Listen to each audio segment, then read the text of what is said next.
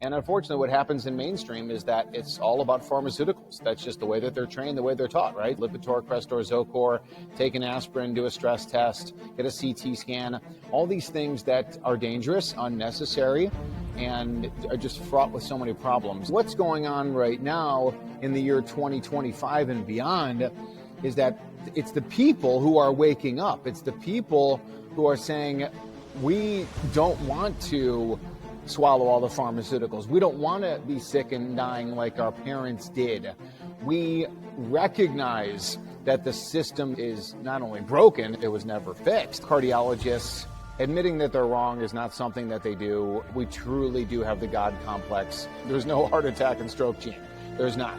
There's only bad lifestyle, bad nutrition, bad thoughts that lead to disease. Statin drugs do not meaningfully lower your risk of heart attack, stroke, and dying in the vast majority of people. It's a scary proposition, no doubt, because people don't want to be sick, people don't want to be in pain. The problem is those people are going to die. They're going to die.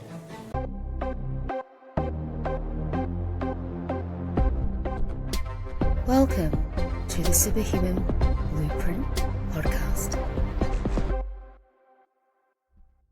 Hello, my friends, and welcome back to the Superhuman Blueprint Podcast. I am your host, Drew Griesel from Primal Wellness Coaching. Today, I am talking to an amazing guest, and I am so excited for you to hear this show.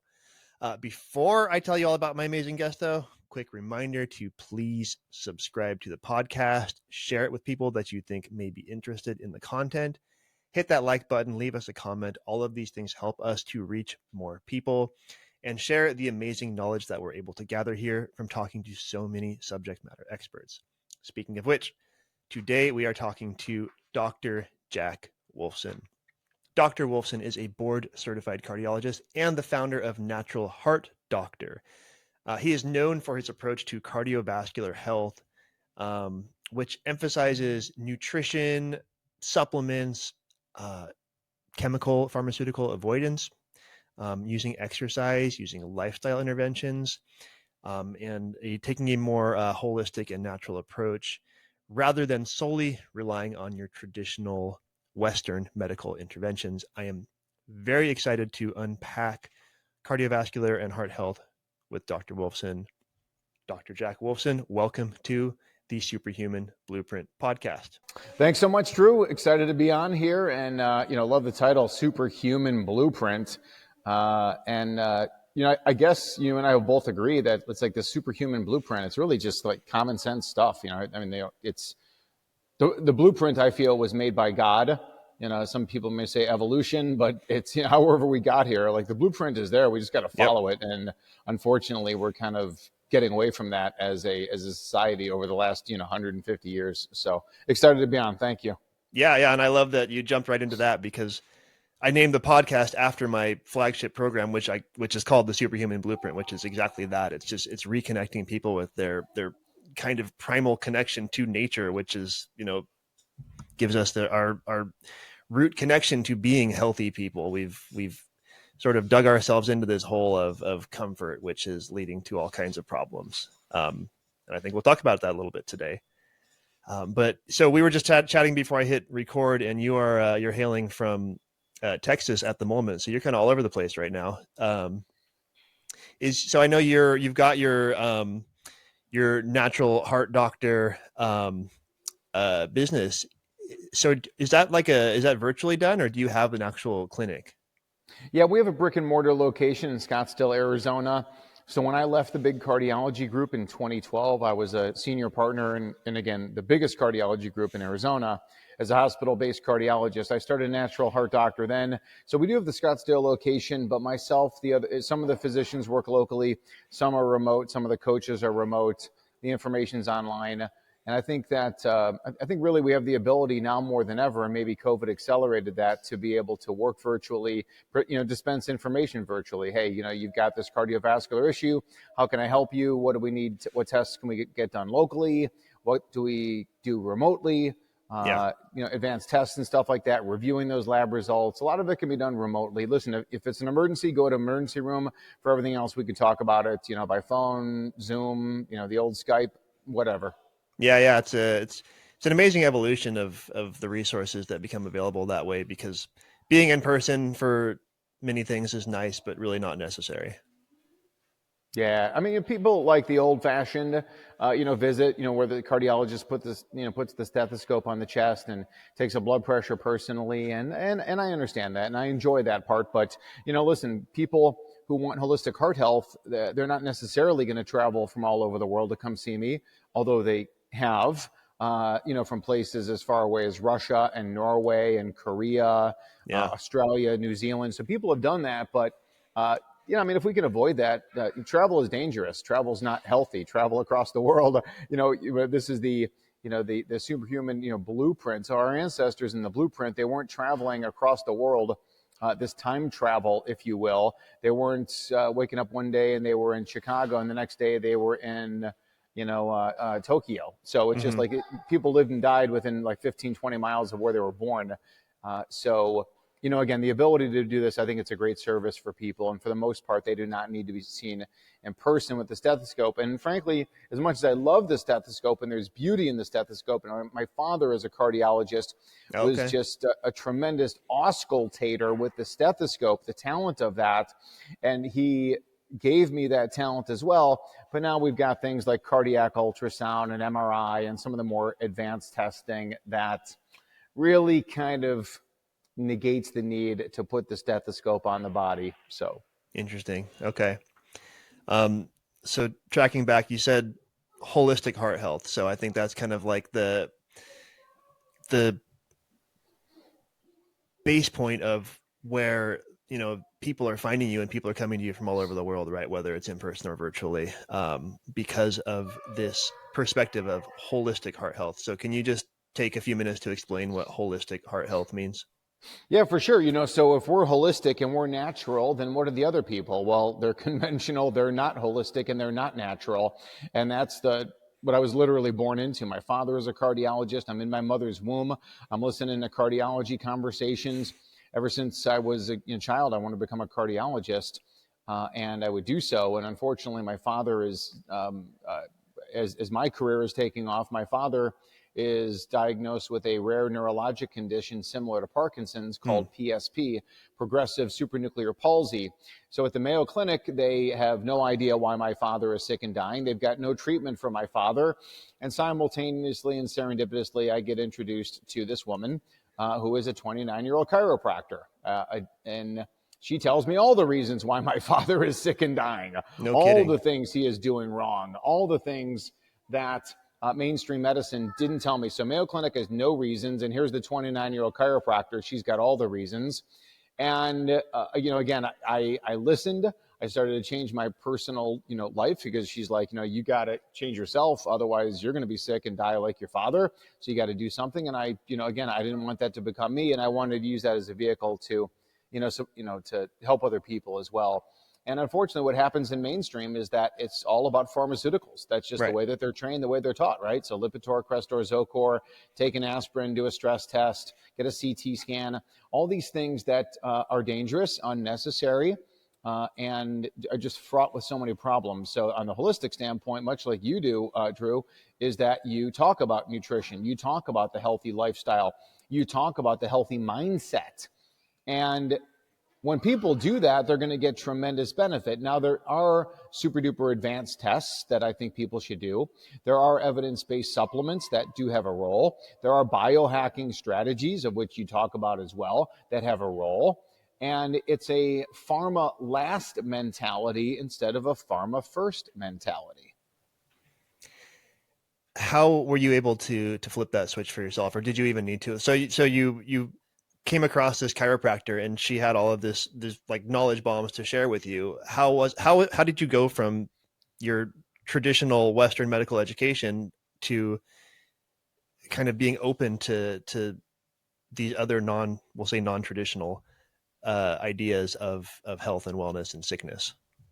Yeah, that's an awesome question. I love when I get that one, because and even when I think about it, it's like because most cardiologists would run from that person who's saying or laugh at them. Something different. Certainly laugh, run, castigate, you name it. And I listen, and I like to say I listen for two reasons. Number one, she's smoking hot, so that made a big impact quickly on me and my ability to listen. And the other thing, no, in all honesty, right, is that, well, she is hot, but the other thing, of course, is that, I saw my father sick and dying, and Mayo has no reason, and here she's got all the reasons. And then she tells me, Drew, she said, you need to become a DC. And I said, what? I just finished up 10 years of medical training. You want me to become a DC doctor of chiropractic? And she said, no. You got to become a DC doctor of cause. You have to go after the cause of why people get sick. And that's what I did. But I'll tell you, I mean, listen, for most people, cardiologists, admitting that they're wrong is not something that they do. We truly do have the God complex. So that's not going to be something they would do. And then also, of course, the professional aspect of it. What does your board think? What does the insurance companies think? What do the hospitals think? What do your colleagues and your partners think? Yeah. And then if you opt out of all that and you say, I'm not going to do that, well, then how do you get paid? How do you pay your rent, your mortgage, all these different things? How do you fund your retirement plans? How do you pay for your kids? So there's a lot that's kind of keeping the doctors in line. But what's going on right now in the year 2025 and beyond is that it's the people who are waking up. It's the people who are saying, we don't want to swallow all the pharmaceuticals. We don't want to be sick and dying like our parents did. Yeah. We recognize that the system is not only broken, it was never fixed. It's always been a bum system, regarding the hospitals and insurance companies really since the early 1900s. So now that we understand again the true path to health and wellness, we speak that, and we and it's the great awakening of the people that are just saying, you know what, I want to talk about food. I want to talk about some of these things. And that's how we're going to win the day, because the doctors aren't going to change on their own. Insurance companies, hospitals, they're all for profit. It's got to come from the groundswell awakening. Yeah. And it's really it's a small group of folks out there that have, we'll just say, the professional medical training, that are willing to go outside of that professional medical training to actually treat people. Because I've talked to a lot of doctors, both on this show as well as just clients that have come to me for fitness and wellness. And kind of my first big eye opener was when I had a married couple. They were two doctors, and they were coming to me for fitness and some weight loss. And so I was working on general lifestyle and wellness stuff with them. And there was quite a few things where I'd be like, hey, you probably know about this already, but I'm going to have you do this, this, and this because of this. And most of the time they're like, we don't know about that. Or, yeah, there was maybe a paragraph in a book and that was it. Like it mentioned that, whatever, this type of natural intervention exists, but we didn't actually learn about it. And to me, that was a big eye opener, right? A big understanding that there's a huge failing in medical education as far as what it takes to be healthy, not what it takes to care for sickness, but what it takes to just simply be healthy. Well, conspiracy theories they're very popular, and they have been for a long time. But it's interesting as we kind of go along and we see all these conspiracy theories, if you will, coming true. And there's one conspiracy theory that started in the early 1900s, and it goes as follows: that John D. Rockefeller, the oil baron of what he was, let's just say, one of the top, few, richest people on earth in the early 1900s. Again, he was an oil baron from Standard Oil, but he wanted to diversify. There were some other, again, there was coal, there was natural gas, there was other things that were happening at the time. So he wants to diversify from his petroleum-based empire and just its use as gasoline. Okay. So what does he do? He commissions the Flexner brothers, Simon and Abraham Flexner, and this is all in the literature, and they come up with what's called the Flexner Report, which essentially condemns holistic medical institutions and training facilities and medical schools. And a lot of them, in fact, the majority of them, were shut down in favor of the medical schools, that they were able to really push a pharmaceutical message, because a lot of pharmaceuticals are petroleum based. A lot of the chemotherapy agents, okay. A lot of the anti-infectious agents. They were petroleum based. So now he's got this side hustle in the pharmaceutical industry. So he's got that going. Now, the other thing that the petroleum industry was very easy to morph into is the plastics industry, and how everything these days contain plastic, and really how deleterious plastic is to your health. Yep. One thing I'll jump into, Drew, real quick, is that the study that came out about a year ago that looked at men and women undergoing a procedure called a carotid endarterectomy. So the arteries in the neck going to the brain are blocked. Those are called the carotid arteries, and they're blocked. Yep. So there's a procedure that surgeons have been doing for 50 years to clean out the carotid artery. So they clean out the carotid artery, and then the pathologist looks under a microscope, and what they did was they divided into two groups. One group had evidence of microplastic in the plaque. The other group didn't. The group that did have plastic in the plaque had triple the rates of heart attack, stroke, and dying over the subsequent 3 years. Wow. Which makes plastic a bigger risk factor than smoking and high blood pressure and diabetes and obesity combined, like times 2 or 3. I mean, like, it's not even close on how bad plastic is. And it's just interesting to kind of go back and how you see that, a lot of that was just based on the diversification of Rockefeller and the oil people. And again, how plastic generates so much sickness, and that leads to the pharmaceutical side. And then maybe the gasoline industry driving back and forth for all your doctor's visits. I don't know. But in any case, that's the story behind that. So it really helps to explain why the medical system, as you said, when you speak to the medical doctors, how we get zero training in here.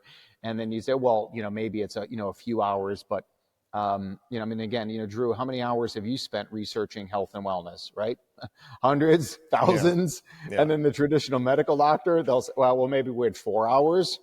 And even then, like, you didn't care. Like, I wasn't really interested in B vitamins when I was a medical student. I was interested in pharma, surgeries. I want to do pacemakers. I want to, deal in traumas. So yeah, it's crazy.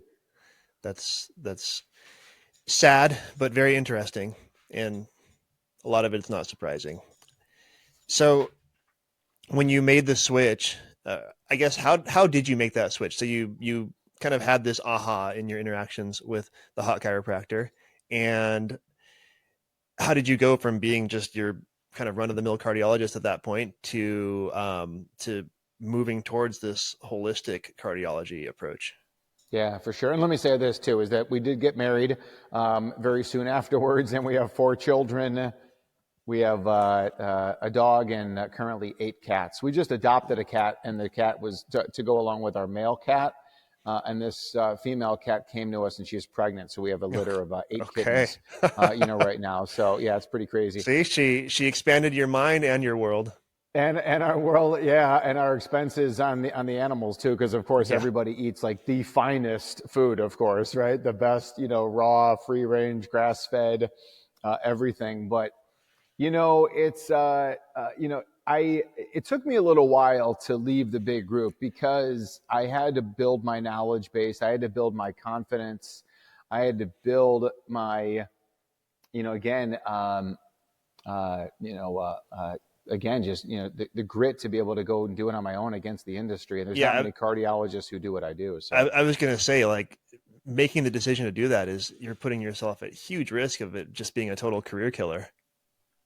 It really is like that kind of, challenge that we would do. But hey, listen, when you believe it, and I think that there's, the crime is not in the ignorance. The crime is knowing the truth and not living it, not preaching it. Yeah. But that takes backbone. That takes a lot of backbone. It does. It's a very, the opinions in that space get so heated. People are so passionate, and it's very interesting. People get very angry when presented with conflicting perspectives. Yeah. Yeah. And it's, obviously, we're not covered by insurance, and a lot of the holistic practitioners are not, but a lot of the things that you teach and that I teach, and we're talking about, hey, just get outside more often. That's free, no matter where you live. Get outside in the natural light, go to sleep on time, stay physically active, minimize toxins to the best of your ability. So you're saving money because you're not using Glade plugins and toxic laundry detergents and fabric softeners and scented candles. You're not buying all the toxic garbage that we don't need. And of course, you're saving a ton of money because you're not going to the doctor, which is great. Now, does the free range grass-fed organic food cost more money? Yeah, that's true. I would also say that I know you understand this, of course, that organs, bison liver, heart, kidney, the organs typically are not overly expensive, yet they're tremendously nutrient dense. Seafood as well. People are just a little put off by the organs, but boy, are they nutrient dense. They are nutrient dense. And then the whole kind of, because our methodology is this: eat well, live well, think well, and they're all equally as important, as you know.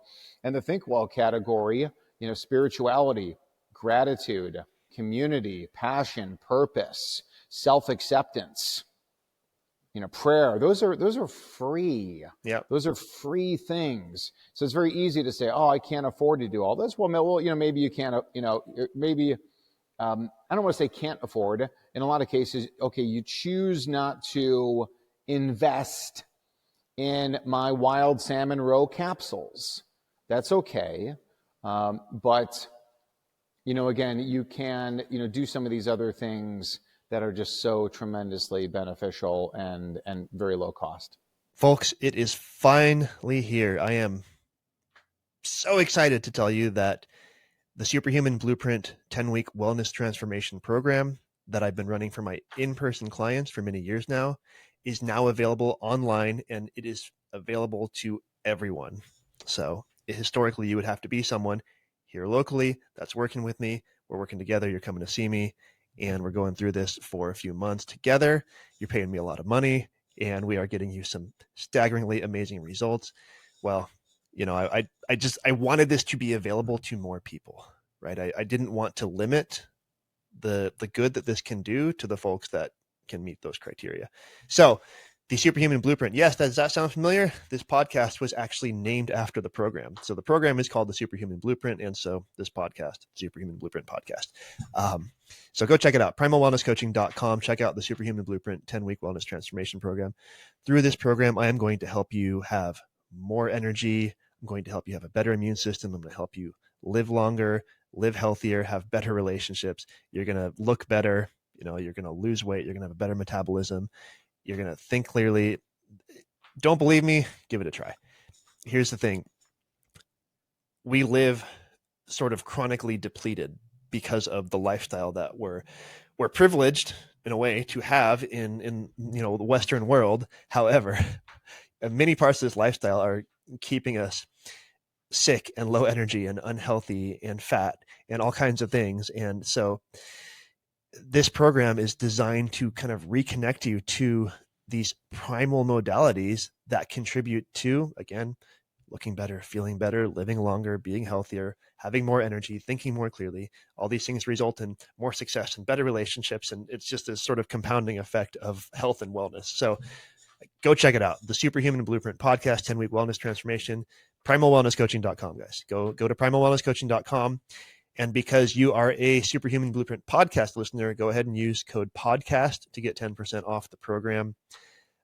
This is, again, self-directed. So you are going to go through this on your own for 10 weeks. We will give you access through the program to our online community where you will have access to me and to other coaches and other people that have gone through the program. We'll also have a weekly live Q&A, so you will still have an opportunity for support. And then if you want, you can tack on private coaching as well. But the 10-week transformation program itself is there for everyone. So go check it out at primalwellnesscoaching.com. All right, let's get back to this amazing conversation with Dr. Jack Wolfson. Are you actively working with patients that have, I guess, what you would call high risk and chronic heart problems where, your traditional doctor, cardiologist would simply keep them medicated? Like, are you working with a lot of those folks? Yeah, I think that, what makes us unique, I mean, number one is that, myself, my other cardiologists come from obviously a medical background, and his Yep. father, interestingly enough, was a cardiologist. My other cardiologist in the group, Dr. Andrew Rudin, and we got 2 naturopathic doctors and a chiropractor / nurse practitioner / anti-aging specialist, and a team of health coaches around the country. Yep. But I love that. I mean, I think really all of us, including yourself, right? We're kind of like preaching the same thing, like eat this, don't eat that. It's all disease is from 2 things: too much of the bad stuff, not enough of the good stuff. It's real simple. Yep. Too much bad, not enough good. So when we eat the right stuff, live the right way, and I'll throw a shout out to chiropractic care. Everybody should be under the care of a chiropractor and a holistic dentist.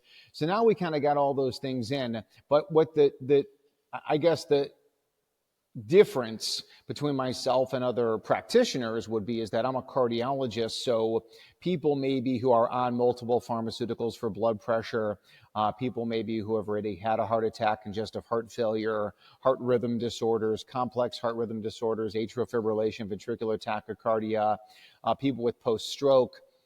So some of these areas where, again, maybe we need to bring in somebody with this kind of experience, Yep. which isn't to say that anybody can't, again, as a fitness coach, as a health coach, work with people to dial in all these various things. And then, hey, go back to your local doctor and say, I'm eating better. I've lost the weight.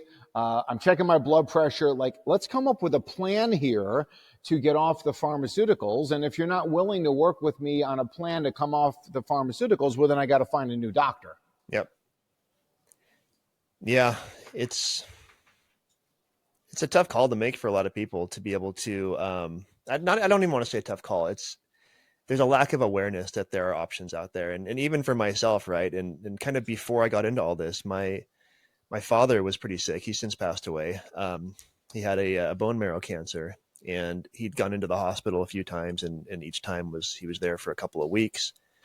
And I think on his second visit, he ended up going into atrial fibrillation. They used the defibrillator to shock him back into rhythm. And then he went to a cardiologist and was put on a medication.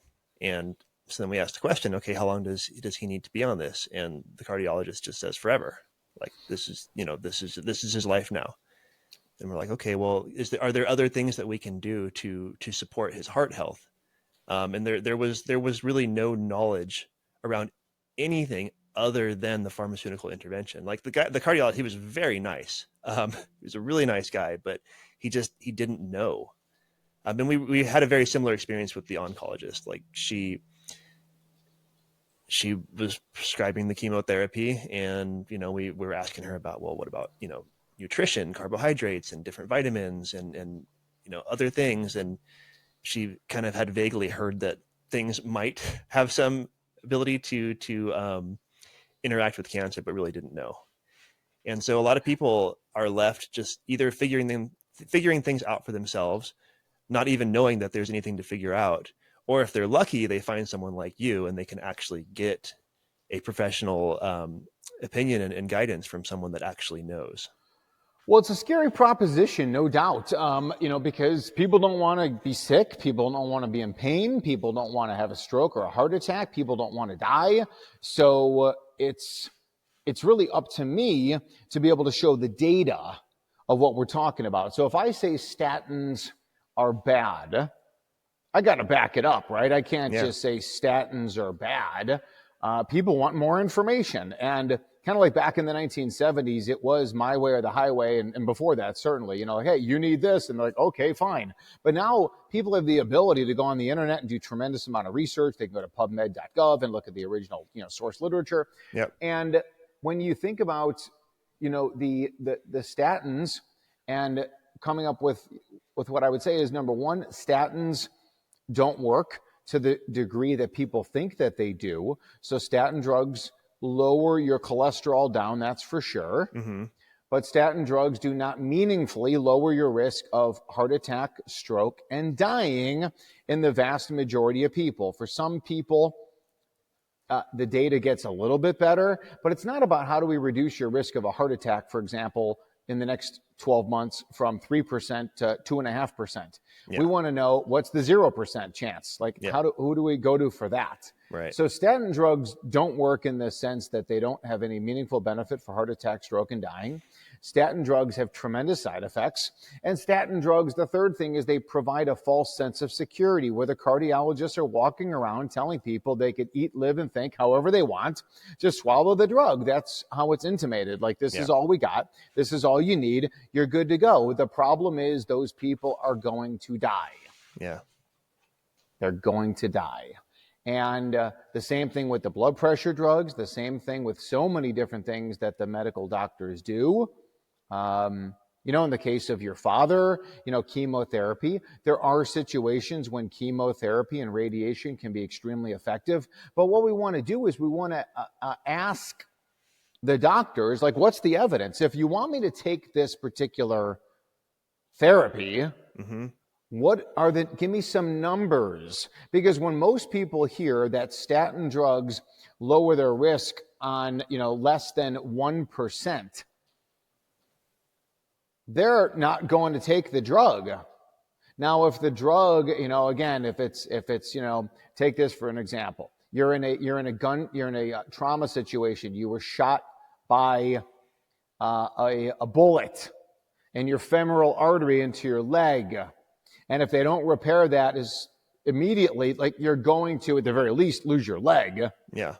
And potentially die. Well, that obviously means, like, that is life or death. And in that scenario, do something, and 95% chance I live. Don't do something, and 1% chance I live. That's a different story. Those are big percentage differences. Right. But when you talk about medicine for prevention, it's just laughable. But my job is to really explain to people, hey, this is the data. Now you decide. Now it's up to you. When I work with people, it's a partnership, just like you do as well. It's not necessarily a dictatorship, right, Drew? You're not telling people, hey, get outside 8 hours a day, or I'm not working with you, or drop to the ground and give me 100 push-ups, or we're not working in the morning. I mean, again, it's a matter of kind of meeting people where they're at, moving people along, depending on what on what their interest is and how fast they can move. Yep. And are you able to effectively reverse, like, chronic heart conditions through just kind of lifestyle and like nutritional interventions? Yeah, definitely. If people participate, right? It's kind of like, again, what you're doing over there. If people, you can lead the horse to water, as they say, can't make them drink. You tell them what the plan is. If they follow the plan, they're going to get the results every time. It may not be every result that they desire or every result that you discussed in the beginning, but do we reverse heart failure? Yes. Do we reverse coronary artery disease? Yes. Do we improve heart function after a heart attack and body function after a stroke? Yes and yes. Can we normalize blood pressure naturally? Yes. I mean, we do that all the time. And it's exciting. It's definitely, very exciting. But, for example, we see a lot of people with coronary artery disease by CT scan. And I tell people the goal is not to necessarily reverse the coronary artery disease. And frankly, I don't like radiation, so I wouldn't do a second test. As much as I wouldn't do the first test, I wouldn't do a second test. But whatever your pipes are, Drew, and my pipes are, we can live with those for the next 150,000 years. We just want to prevent them from getting worse. We also want to prevent a plaque rupture in one of the arteries or plaque erosion leading to an acute myocardial infarction from a thrombotic event. And that's what we do. Now, mainstream does that. They will attempt with pharmaceuticals, and we do it holistically. Yeah. I totally dig that with your clinic, you've got this sort of team of different experts, right? Between the holistic cardiologist, the naturopathic doctor, the chiropractor, like, you've got people with different specializations that all work together to create whole body health and wellness. Two things that I've kind of discovered along my own journey, like two of the most basic things that impact so much, like physical problems with the body, as well as kind of internal with just the inner workings of the body. So just skeletal alignment, right? So things that the chiropractor can work on. Like, I'm lifetime asthmatic. I had no idea that you could treat asthma with chiropractic care. In fact, I did a podcast with Dr. Brian, mutual friend, and my chiropractor a year ago. I'm doing another one with him next week, and we're going to dig in on all the kind of, I don't want to say fringe, but kind of the things that people don't know that chiropractic can treat, like asthma and colic, and he treats fertility and all kinds of things that I just would never have guessed. And then the other one that was really interesting to me, and I did a podcast with a naturopathic doctor, actually also out of Arizona last year, and that's just the whole endocrine system and the world we live in and its impact on the endocrine system, and how endocrine disruptors, which come in all forms and are just hammering us all day, every day, kind of are the beginning of all of, maybe not all, but a huge amount of the problems that we face in our health. Yeah. Well, let me say this about chiropractic. So chiropractic, as I would explain it to people, the chiropractic adjustment uses the bones of the body, most commonly the spine or the vertebra, by adjusting those bones. It creates neurologic changes that travel from that bony area, that joint that's adjusted, that is innervated by the neurologic nervous system. Mm-hmm. It sends signals back up to the brain, and then the brain sends signals, therefore, back to the rest of the body, reflecting those positive changes. That can impact the peripheral nervous system. It can also impact the autonomic nervous system. Chiropractic is proven to lower blood pressure by 17/10. Chiropractic is proven to improve heart rate variability. The more heart rate variability, the higher that number, the lower your risk of cardiac disease. Chiropractic also lowers inflammation and oxidative stress and supports immune function. So there is some data that's available, but sometimes, Drew, like you and I, we just walk out of the chiropractor's office and like, you know what? I just feel better. Yep. And that's all that people really need to know. We can go down all the science mumbo jumbo and try and explain it away, but it's like, 30,000 Americans, excuse me, are under chiropractic care, and they're doing so, for a reason. And it's, again, it is very exciting.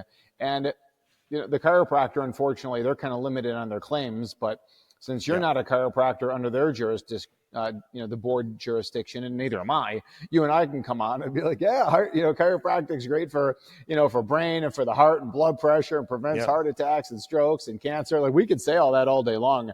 And I believe it to be true, which is why I say it. Agreed. And I come from a family of chiropractic users. In fact, my parents had met while my mom was working front desk in a chiropractor office, and my dad was a patient there. But yeah, kind of like you said, you walk out of the chiropractic, your appointment with the chiropractor, and you just feel good. You walk out of your appointment with your GP, and usually you just feel worse. So there's definitely something to be said there. But I do kind of want to dig in on the whole hormonal endocrine system and kind of the disruptors that we face, and how that may be considered, root cause to some of the problems that you treat as a cardiologist, and how you would leverage like a naturopathic doctor or just, your basic, we'll just say biohacks, right? Using light and nutrition and movement and things like that to address that root cause. Yeah. I mean, it's, really what people can do these days, they can go online and they can see so much, right?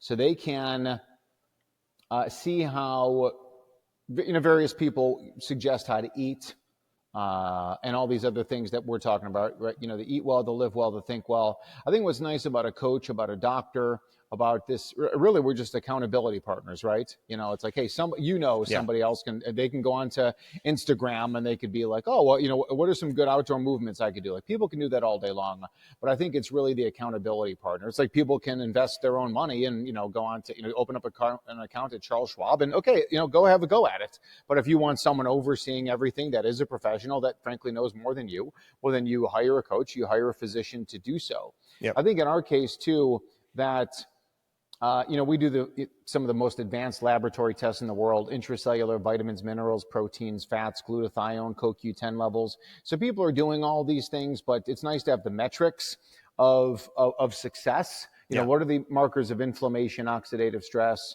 advanced lipid particles, LP(a), homocysteine. We know that vitamin K2 keeps calcium in the bones and out of the arteries. Okay, well, what's your intracellular K2 level? Are you getting enough seafood? What is your omega-3 fatty acid index? What are your omega-6, omega-9 fats? What are the ratios? What are your toxin burden? And I love doing all the toxin testing. You and I talked briefly before we started recording about, mold mycotoxins. Yep. Living in a home that has mold and or water damage bacteria, big problem. And it's leading to a lot of people's health problems, and the medical community has no clue. I'll tell you, over the last 12 months, I've been a medical expert for the plaintiff side on 3 water damage mold bacteria cases. Wow, no kidding. Where the person had cardiovascular issues and came to me because the attorney knew about me and said, okay, we believe this is from mold, make your case. Because the other cardiologist said mold has nothing to do with their diagnosis. So the other cardiologist said that mold has nothing to do with that. And then, of course, I take my stack of articles about mold mycotoxins and bacterial toxins leading to cardiovascular disease, and I give them that stack of literature. And then the case settles, very shortly afterwards, because the defense cardiologist looks at it and they're like, wow, I didn't have a clue. I can't defend this. Wow. Now, and especially in front of a judge or a jury who would look at things, in an impartial way. There's no way to refute the evidence. All the cardiologist could say is, we never learned that, and that would be true. But because they never learned it doesn't make it true. Not true. Out of curiosity, so if you find that mold, for example, is a root cause of whatever problem someone might be facing where they're coming to you or your clinic, is simply removing themselves from that environment sufficient, or do they need to kind of detox and work their way out of that? The answer is sometimes both. Okay. But it's really hard. I've said this, I spoke at an event called The Truth About Cancer, and there were like 5,000 people in the audience and hundreds of thousands worldwide. And I said, you can't heal in the same environment where you got sick. Yeah. So sometimes you have to leave the house. Sometimes you have to radically change up the environment, and that may mean, mold and remediation of the water damaged areas, air purifiers and things like that. Yeah. But sometimes you definitely have to do something to decrease your mold exposure. And telling people to get out of their house, I for sure understand, because I've done it many times. I've experienced this personally on my personal journey. Yeah. That again, because it's difficult doesn't mean we shouldn't do it. Sometimes we have to face these difficult decisions if we want to be healthy. Drew, back to your father, and the bone marrow cancer. Again, a lot of these mold mycotoxins are known to be myelosuppressants, and they're known to affect the bone marrow. And, so we can kind of look back and say, well, did my father, and I speak to my father, right? To my father, was he in utero? Was he in his mother's womb in a moldy home? Was he born into a moldy home? Did he live in mold and or bacteria, right, for all the years that he was alive? Was he always in a moldy environment? And the answer very likely is yes, because mold is that ubiquitous. Mold and bacteria from water damage are that ubiquitous. Yeah. And then we can either kind of throw our hands up in the air, but, well, I guess, it is what it is, or we can be extremely proactive. And I think most people, Drew, they may be not quite as proactive as it relates to themselves. Yeah. That's quite the statement, but I would definitely be inclined to agree with that. Well, and people will do it for their spouse very often quicker than they will for themselves. Yep. But for sure, they'll do it for their kids, Yep. not for sure. Hopefully they will do it most likely for their kids. And then also indoor pets, right? So dogs and cats and anything else that would live inside, they're all breathing in the same mold. And I also want to make one additional point. Mold goes back to the Hebrew Bible. It goes back to the Old Testament in the book of Leviticus, where Moses is telling us 3,500 years ago, if your home has mold, you have to fix it. And then the priest or the rabbi comes in to inspect the home to make sure it's safe. And if it's not, then the priest or rabbi, the document in the Bible says, you got to tear the whole thing down. No kidding. Biblical, huh? It's biblical. Wow. It's biblical. Yeah, and I'm just starting to consider these things myself. My 2.5-year-old was recently come down with a pretty severe case of asthma, and it's hit him hard quite a few times in the last 6 months, and it's very sad to see a little 2.5-year-old with an asthma attack. And we live in an old house, and it would not surprise me at all if there was mold in the house, and we're currently in the process of looking, or we are in the process of relocating. So hopefully, yeah. I mean, if you go online and you search, mold and asthma, or water damaged buildings and asthma, that's one of the biggest things. But it is difficult. And I'll tell you this, Drew, my wife, 4 children, and I, and at that time, 1 dog and 1 cat were tent camping in Rancho Santa Margarita. okay, On somebody's property. no kidding. Living in tents. And you do that, and I'm telling you, your son will get better. Yeah. Your son will get better. It's just, and it's, your son and so many others who are suffering and struggling. And what do? They run to the pediatrician, and they get inhalers, and they get steroids.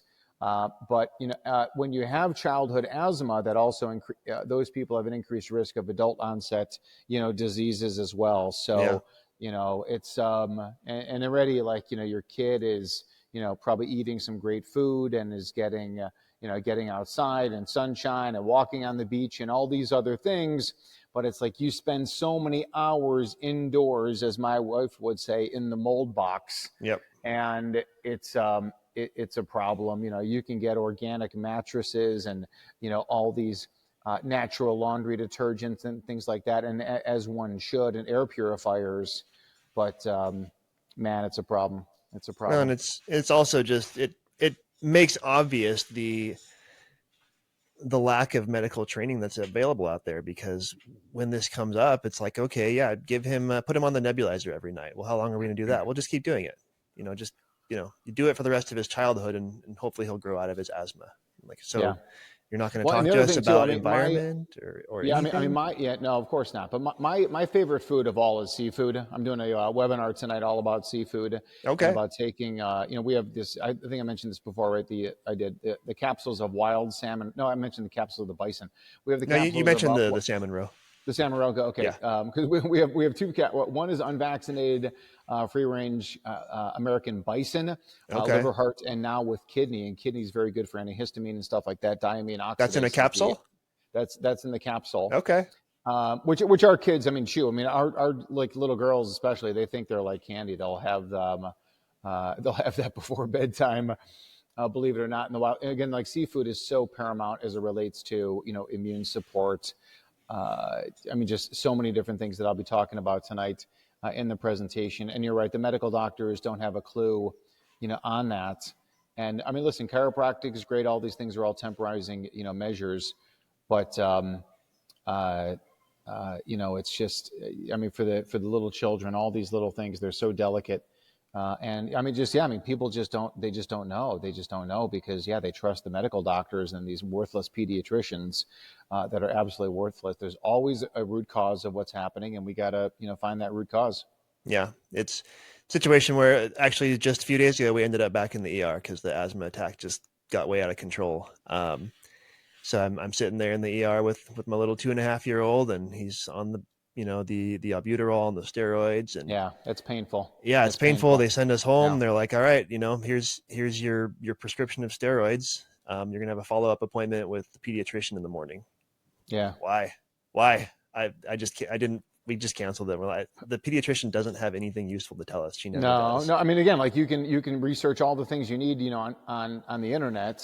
So the pediatrician will do absolutely positively nothing, but ultimately, it's about asthma, like everything else, like we said before. Everything is from two things: too much of the bad stuff, not enough of the good stuff. Yep. And, again, you're giving them all the good stuff, but what's the bad stuff? And the bad stuff is all the environmental toxins and pollutants. Now, They could also say, well, listen, air quality's bad. You had these fires up in LA and the whole, earth is burning, stuff. I mean, and that's all true. So you get your air purifiers and, again, indoor, things like carpeting or, all these other things. But, ultimately, if there's water damage in the home, the mold and the bacteria emit these toxins. So I could mention this to another cardiologist or another doctor, and they're like, toxins? Oh, you're one of those like toxins, like, conspiracy guys. Like, what do you mean like toxins? What toxins? Yeah. Well, there's this mold mycotoxin that's emitted by penicillium. It kills bacteria. It's called penicillin. You ever heard of that mycotoxin? Sure have. Doctor? It's a mold mycotoxin. So what if you're living in a house that is emitting penicillin? What does that do to the gut microbiome? What does that do to the microbiome, the delicate bacteria that are in the lungs, that are there for immune support? So now you damage the gut microbiome. It leads to leaky gut, intestinal hyperpermeability, inflammation, oxidative stress, immune dysfunction, autonomic dysfunction, epithelial disorders, endothelial disorders, leaky heart, leaky blood vessels, leaky brain, neuroinflammation, on and on and on. And then you throw in things like there's another pharmaceutical called Cellcept. And Cellcept is used for people who get organ transplants. So you get a new heart, new liver, new lung, and your immune system is going to try and attack that as a foreign entity. Yeah. So one of the pharmaceuticals they give you is called Cellcept. The Cellcept is mycophenolic acid. It's a mold mycotoxin. Built to suppress the immune system. What if you're living in mycophenolic acid? You're breathing it in, you're swallowing it. What if citrinin? Citrinin is another mold mycotoxin, typically food-based. That's what became the first statin drug. Oh, no became kidding. the first statin drug. It's on red yeast rice. That's what it is, part of the yeast that releases that particular toxin. So that example is present in a lot of different areas, and the medical community is clueless. But listen, you as a financial guy, right? You as a financial guy, what does it mean if there are 320 million Americans and just about all of their homes are compromised? Yeah. What does that mean? Who's going to pay for that? Yeah.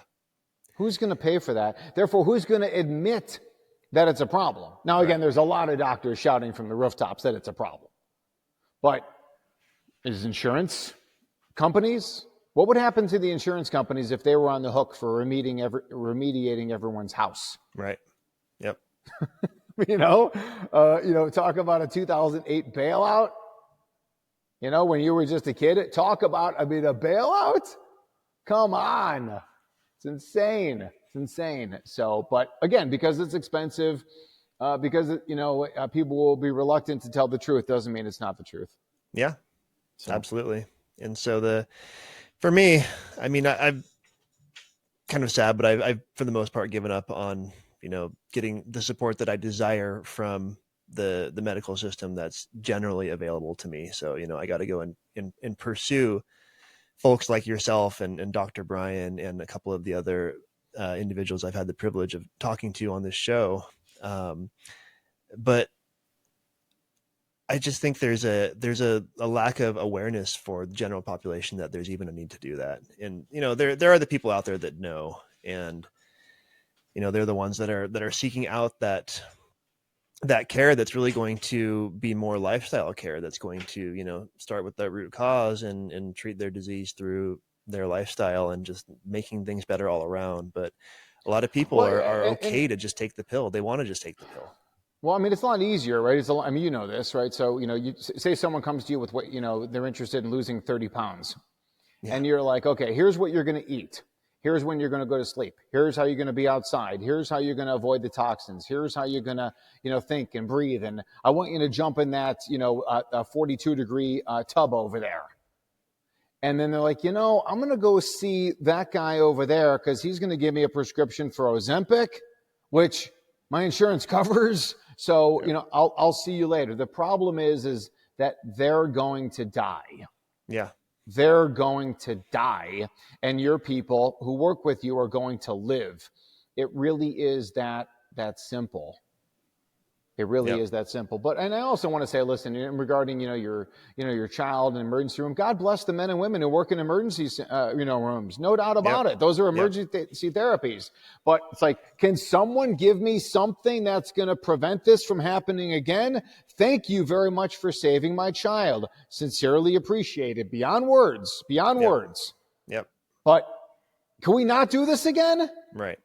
What's the plan? Yep. What's the plan? And that's the doctors that I've spoken to that are, I'll just say with it, are the ones that are saying, the medical system as it exists is great, is absolutely phenomenal for emergency sick care or emergency care. If you break your leg or, you have an asthma attack or you're in the middle of some sort of life-threatening situation, it's great. But for health and for preventative care, it's an epic failure. Yeah. Yep. So you offer all kinds of stuff. I have your website up here. So you have like the heart attack risk test. That's pretty cool. And so do you find a lot of people that come to you really for preventative care, or is it a lot of folks that are already living with some sort of condition? Yeah, I think that it's always great to see the person who comes in and they say they have a family history or it's in their genetics, like their father. It's always great to see those people because, number one, I tell people that their genetics are not the problem. In fact, their genetics are perfect. Again, built by God, genetics are perfect. We can run, jump, see, feel, make babies. Where did the genetics come in to, like, I'm genetically programmed to have a heart attack or stroke? Like, there's no heart attack and stroke gene.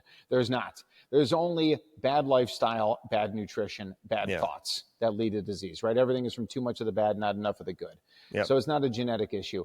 So, but even then, I'd like to give people that message, when I see them. But I do see the majority of people, they've already had a pain point. They've already had a heart attack, stroke, atrial fibrillation, cardiomyopathy. They already are on multiple drugs for, cholesterol or blood pressure. That's what it is. But I like to see people early.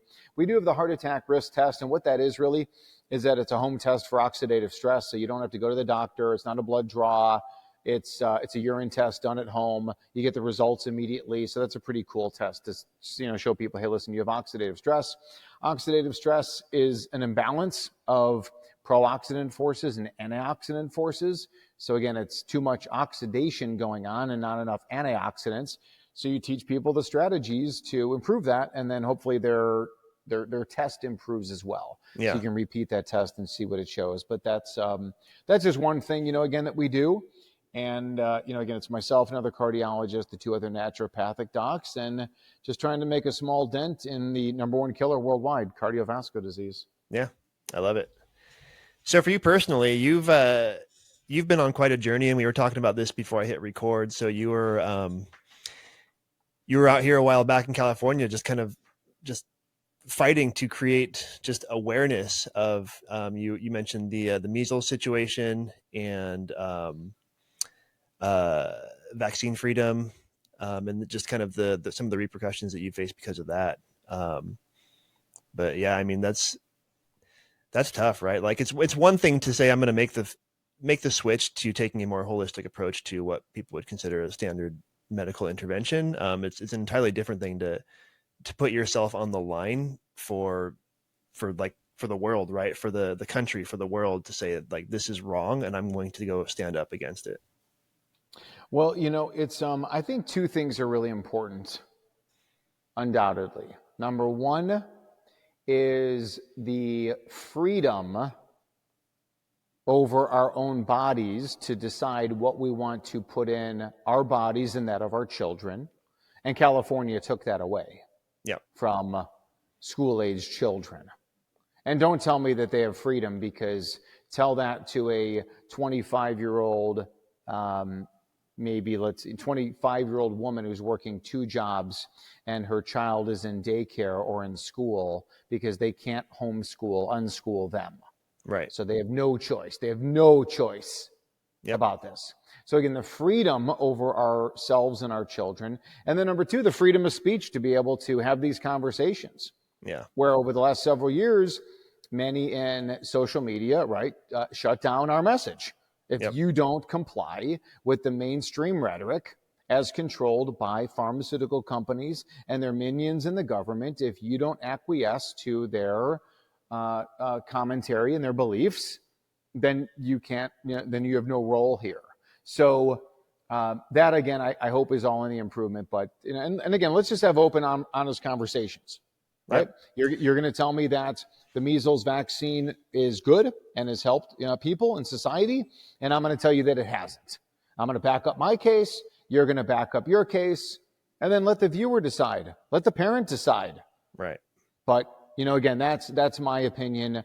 Obviously, the government powers and stuff like that, and the people who are in total control, pharmaceutical companies, and the people who are above them, who make these decisions. But that's what we fight for. We fight, we fight for that freedom. I'm a big fan of conflicting opinions and healthy discourse, but people become very impassioned, and the discourse can become very unhealthy. Yeah, no doubt. And listen, a lot of these things, especially over the last several years, families have broken up, marriages have broken up. I mean, Drew, I'll just go back to like the mold thing again. Like I've seen just, I've seen marriages dissolve many times over this particular thing, where again, the financial, the woman is sick, the husband feels fine, although the husband's on a blood pressure drug, a cholesterol drug, and he takes Viagra along with some testosterone. He's fine. Right. She feels overtly sick, and it's from mold, but he doesn't want to pay for the mold. He doesn't want to pay for the mold. He doesn't want to move. He doesn't want to do this. He's fighting. And again, it winds up just trashing relationships. Yep. And it's unfortunate. It's unfortunate because again, if I was not there to support my wife in our life running from mold and bacteria, I don't know how well she would be doing. But of course, she's my soulmate, and we are in love, and so I support her in every endeavor there. But also, like I said, as far as why my father got sick and died from a Parkinson's-like illness, mold is as likely the cause as anything else. There was no gene for what happened to my father. He didn't have any like super bad habits. He certainly didn't eat the best, and he didn't exercise the most, and didn't sleep the best, and didn't get enough sunshine as Chicago-based cardiologist. Didn't have good spirituality and gratitude and passion and purpose, and had some mild semblance of emotional trauma. But I also know that we lived in a house in Chicago that flooded twice. It's undoubted. It's undoubted. Now, of course, most people who live in mold don't have progressive supranuclear palsy, but they have something. Yeah. Everybody's got their something, right? Yep. Yeah. Well, I'm very much looking forward to an environment change for my family and see what that can do. Yep. Well, I'd be happy to help in any way that I can, Drew. Oh, yeah. I appreciate that. That's amazing. There are some other considerations, right? Like, actually, one thing that I thought was really interesting as I dug in on my own journey first as a fitness coach and then eventually as a wellness coach, as I'm looking at, again, people generally come to me for something kind of basic, right? Body composition change. I want to lose weight, or I want to build muscle. I want to get in shape. And then I dig in deep and I take them way beyond what they thought they were getting into. So it starts with lifestyle. And one thing that I found to be extremely interesting, because for the reason that people come to me is all just, physical, right? It's physical appearance and strength. And, how do I feel physically ends up being like a huge motivator when I'm like, drink more water, and all of a sudden they're properly hydrated all the time and they have so much more energy. But one thing that tends to tie into all of it is mental health. And I never really thought about that until I started doing the research and until I started working with people and introducing some of these, I don't want to say interventions, but some of these lifestyle changes where they're getting more natural light and they're getting movement and they're properly hydrated and they're doing breath work. And the overlay of physical health and mental health was just astounding. And I thought of that because you're using the example of the husband and wife that their marriage dissolves because of this sort of conflict of priorities. I would say there's also situations where, relationships dissolve because people, they're not themselves, right? They're depressed, or they're just low energy. They don't feel good and they don't even know it. Like that's just become who they are because of their lifestyle. And they're not a nice person to be around. They're not happy. It's just not good anymore. And you can flip that switch by making lifestyle changes, but people don't necessarily have the knowledge that, one, that they can, or two, that it's even, that would be the cause of a problem of just feeling bad, both physically and mentally. Yeah, it's all part of the wheel, the eat well, the live well, the think well, it's all part of the wheel. Real quick too, is that when it comes to weight loss, one thing that inhibits weight loss is toxin exposure. And again, back to the mold and bacteria for a whole variety of reasons on how the mold leads to weight gain and inability to lose weight. And the other thing too is that, the body, when exposed to all these different toxins, it's got to get rid of it. So it gets rid of it through the skin and through the lungs and through the urine and through the stool. But when it can't get rid of everything, then it has to store it. So it creates little prisons, right? And those prisons, to store the prisoners, are fat cells. So you store the toxins in the fat cells.